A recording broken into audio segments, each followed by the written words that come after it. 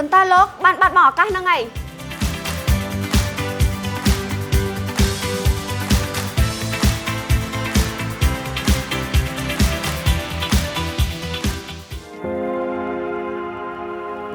ថៃតាមពិតទៅលោកអត់គួរការពារខ្ញុំក៏បានដែរ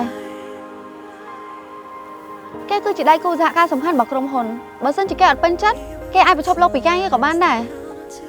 មកពីគេខ្វះការគួរសមដាក់នាងធ្វើអីខ្ញុំគិតថា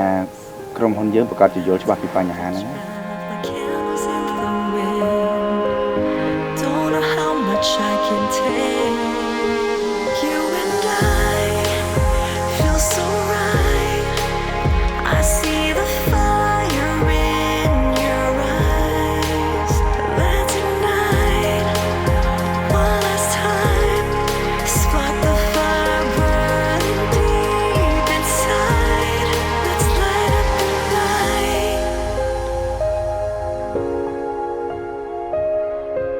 អរុនសុស្ដីទៅទាំងអស់គ្នា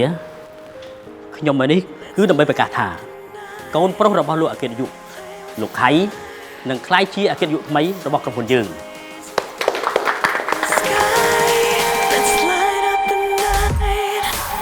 សស្អាតភ្លឺចែងចាំងដោយម៉ូរៀក្មេងរាល់ថ្ងៃ언제나 젊은 머리야